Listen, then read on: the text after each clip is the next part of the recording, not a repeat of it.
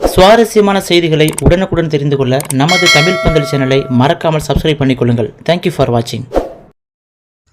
வணக்க நண்பர்களே, சில நேரங்களில் சில பேர் சொல்லி கேள்விப்பட்டிருப்போம், நான் எப்போவுமே சரியாக தான் செய்வேன், நான் தவறு பண்ண மாட்டேன், நான் எடுத்த முடிவு சரியான முடிவு தான் சொல்லி தன்னைத்தானே புகழ்ந்து கேள்விப்பட்டிருப்பீங்க. இது அவங்களுக்குள்ள ஒரு தன்னம்பிக்கை ஏற்படுத்தும் அப்படின்னாலும் இது அவங்களுக்குள்ள இருக்கிற ஒரு பிடிவாதத்தை பிரதிபலிக்குது அப்படின்னு சொல்லலாம். அவங்க எடுத்த முடிவில் அவங்க ஃபெயிலியரை சந்தித்தாலும் அதை அவங்க ஏற்றுக்க மாட்டாங்க. இல்லை ஏதோ ஒரு செயலால் அது ஃபெயிலியர் ஆகிடுச்சு, கண்டிப்பாக நான் எடுத்த முடிவால் அது ஃபெயிலியர் ஆகலைன்னு சொல்லி அப்போ கூட தன்னை விட்டு கொடுக்காமல் பேசுவாங்க. இப்படிப்பட்ட குணம் உள்ளவங்க அடுத்தடுத்து அவங்க செய்ய போகிற செயலில் அவங்களுக்கு தன்னம்பிக்கை கூட்டி காட்டும் அப்படின்னா கூட ஒரு சில விஷயத்தில் அது ஒத்து வராது. ஏன்னா அவங்க ஃபெயிலியர் ஆனாங்கன்னா அதனால் அவங்க வாழ்க்கையை பாதிக்கும் அப்படிங்கிறத அவங்க ஏற்றுக்கிட்டு தான் ஆகணும். அப்படித்தான் காயத்ரிங்கிற பெண் தான் எடுத்த முடிவு சரிதான்னு சொல்லி அத்தனை பேர் முன்னாடியும், அதாவது அந்த பொண்ணுக்கு தாலி கட்ட போகிற நேரத்தில் நான் ஒரு முடிவு எடுத்திருக்கேன், அதாவது இந்த கல்யாணம் எனக்கு வேண்டாம், இந்த மாப்பிள்ளை எனக்கு வேண்டாம், நான் இன்னொரு பையனை காதலிக்கிறேன் அப்படின்னு சொல்லி போராட்டம் பண்ணியிருக்காங்க. ஆனால் அவங்க அப்பா அம்மா, இங்கே பாருமா, நாங்கள் பார்த்து வச்சுருக்கிற மாப்பிள்ளை உனக்கு எல்லா வகையிலும் பொருத்தமான மாப்பிள்ளை, உனக்கு நல்ல பையனை தான் பார்த்து வச்சுருக்கோம், தயவு செஞ்சு இந்த கல்யாணத்துக்கு ஒத்துக்கோன்னு சொல்லி மனமேடையில் கெஞ்சிருக்காங்க. ஆனால் அந்த பெண் சொல்லியிருக்காங்க, இல்லை நான் எடுத்த முடிவு சரியான முடிவு தான், இந்த மணமகன் எனக்கு தேவையில்லை, நான் ஒரு பையனை காதலிக்கிறேன், அவனை தான் கல்யாணம் பண்ணிக்குவேன்னு சொல்லி அவங்க தள்ளாலடியாக முடிவு எடுத்திருக்காங்க. அதன் பிறகு அந்த பெண்ணோட வாழ்க்கையில் என்ன நடந்துச்சுன்னு சொல்லி நீங்கள் பாருங்கள். அதாவது தன்னுடைய அக்காவோட வாழ்க்கையில் இந்த சம்பவம் நடந்துச்சுன்னு சொல்லி அந்த பெண்ணோட சகோதரி சுகன்யாங்கிறவங்க இதை இணையதளத்தில் ஷேர் பண்ணியிருக்காங்க. என்னுடைய பேர் சுகன்யா, எங்கள் வீட்டில் நான், எனக்கு ஒரு அக்கா, எனக்கு ஒரு அண்ணன்னு சொல்லி மொத்தம் 3 பிள்ளைகள். எங்கள் அப்பா அம்மா எங்களை ரொம்ப செல்லமாக தான் வளர்த்தாங்க, எந்த ஒரு குறையும் இல்லாமல் ரொம்ப சந்தோஷமாக வளர்த்தாங்க.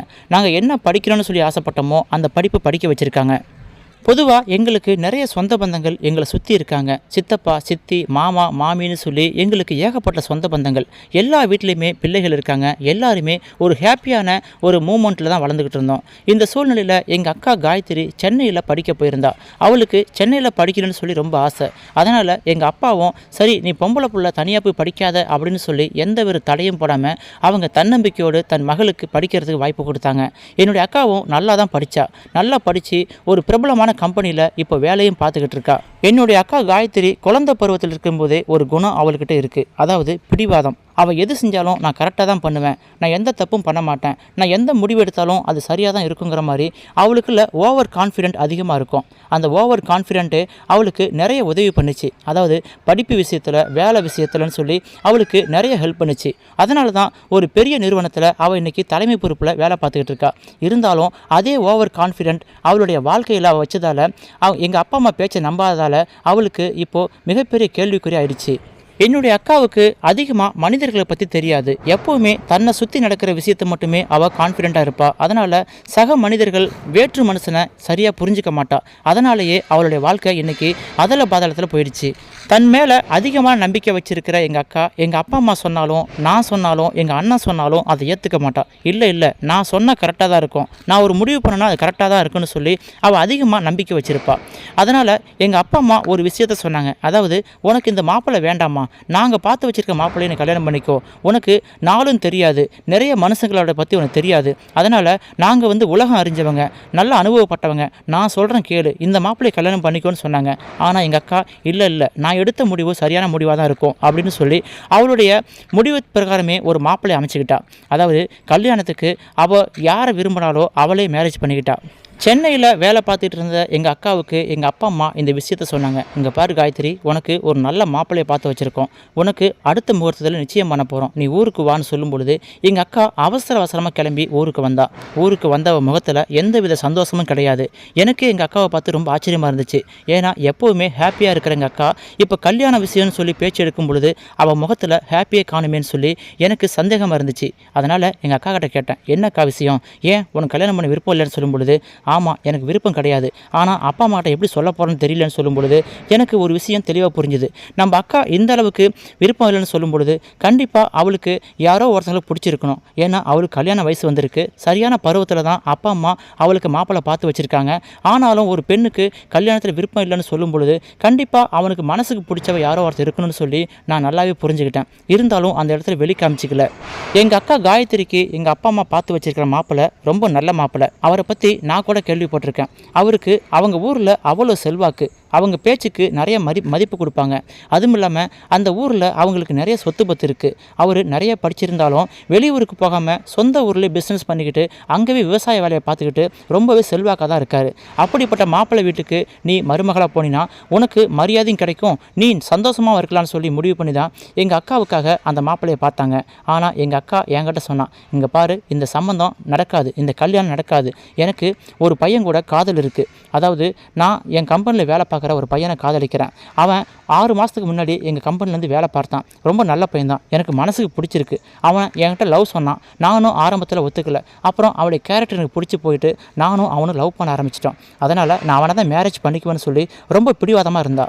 என்னக்கா இந்த விஷயத்தை என்கிட்ட சொல்கிறியே, நீ அப்பா அம்மாக்கிட்ட சொல்லியிருக்கலாமே சொல்லும் பொழுது, அதெல்லாம் முடியாது, அப்பா அம்மாக்கிட்ட சொன்னால் அவங்க கண்டிப்பாக அதுக்கு ஒத்துக்க மாட்டாங்க. அதுவும் இல்லாமல் அண்ணன் வேறு என்ன சண்டை போடுவாருன்னு சொல்லி அவள் பயத்தில் இருந்தா. ஏன்னா எங்கள் அண்ணனுக்கு எங்கள் அக்கா பயப்படுவா, ஒரு சில விஷயத்துக்கு கண்டிப்பாக பயப்படுவா. அதனால் இந்த விஷயம் வெளியே தெரிஞ்சுதுன்னா கண்டிப்பாக எங்கள் அண்ணன் எங்கள் அக்காவை திட்டுவாருன்னு சொல்லி அதுக்கு பயந்துக்கிட்டே அவள் மறைச்சி வச்சுருந்தா. நானும் இந்த விஷயத்தை வெளியே சொல்லாமல் இருக்க முடியாது இல்லையா. அதனால் எங்கள் அப்பா அம்மா கூப்பிட்டு இதுபோல் அக்கா ஒரு பையனை காதலிக்கிறா, அவனை தான் மேரேஜ் பண்ணிக்கணும்னு சொல்லி பிடிவாதம் பண்ணுறா, நீங்கள் என்ன ஏதுன்னு விசாரிக்கணும்னு சொல்லும் பொழுது எங்கள் அப்பாவுக்கு பயங்கர அதிர்ச்சி. நேராக எங்கள் அக்கா கிட்ட போயிட்டு, இதுக்கு தான் உன்னை சென்னைக்கு படிக்க வச்சனா, அங்கே வேலைக்கு விட்டனா, ஏன் இப்படி பண்ணுற, குடும்ப மானத்தை போக்குறேன்னு சொல்லி எங்கள் அப்பாவும் கத்த ஆரம்பிச்சிட்டாரு. எங்கள் அக்கா அழுக ஆரம்பிச்சிட்டா. இங்கே பாருங்கள், நான் ஒரு முடிவு பண்ணனா அது சரியாக தான் இருக்குன்னு சொல்லி உங்களுக்கு தெரியாதா, இந்த விஷயத்தில் தயவு செஞ்சு என் முடிவுக்கு விடுங்கன்னு சொல்லும் பொழுது, அதெல்லாம் முடியாதும்மா, நீ உலகம் அறியாத பொண்ணு, சின்ன வயசுலேருந்து பிடிவாதமாக இருந்ததான், நீ கான்ஃபிடெண்ட்டாக இருந்த, அது உனக்கு நல்லது தான். இருந்தாலும் இந்த விஷயத்தில் உனக்கு யாரையும் தெரியாது. ஏன்னா கல்யாணங்கிறது பெற்றவங்களாக பார்த்து முடிவு பண்ணணும். நாங்கள் யார் நல்ல மாப்பிள்ளை யார் கெட்ட மாப்பிள்ளை, உனக்கு யார் கல்யாணம் பண்ணிச்சா நீ நல்லா இருப்புன்னு சொல்லி எனக்கு தெரியாதா.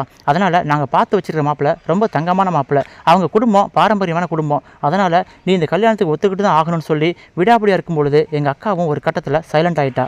எங்கள் அப்பா அம்மா மேலே எனக்கும் வருத்தம் இருந்துச்சு.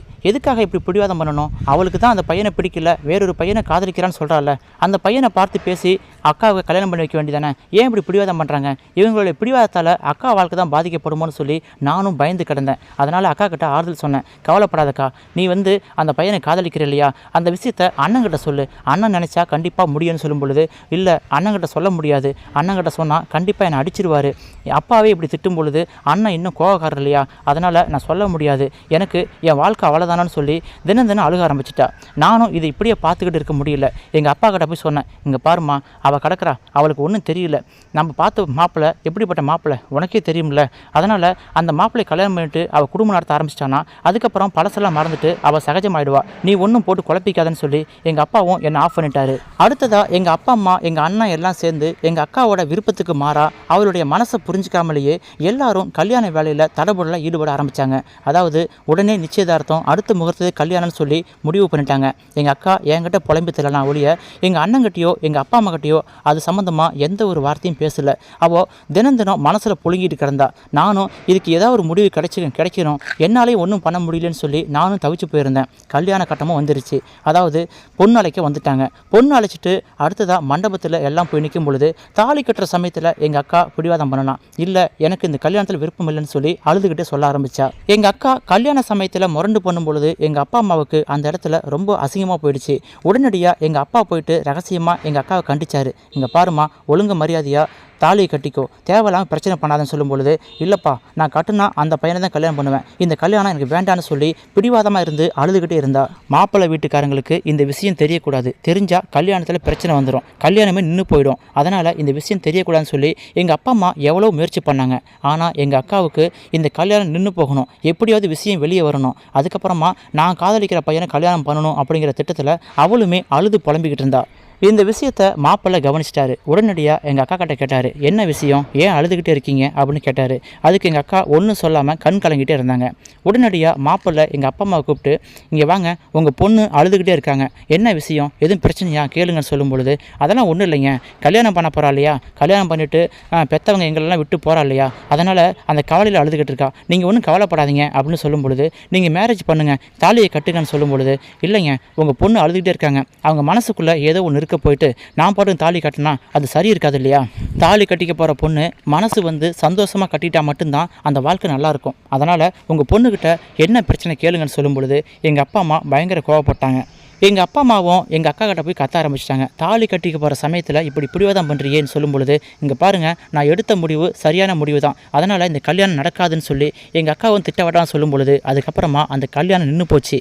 அதுக்கப்புறமா எங்கள் அப்பா அம்மாவும் எங்கள் அக்கா மனசு கஷ்டப்படக்கூடாதுன்னு சொல்லி எங்கள் அக்காவுக்கு பிடித்தமான அந்த மாப்பிள்ளையை கல்யாணம் பண்ணி வச்சுட்டாங்க.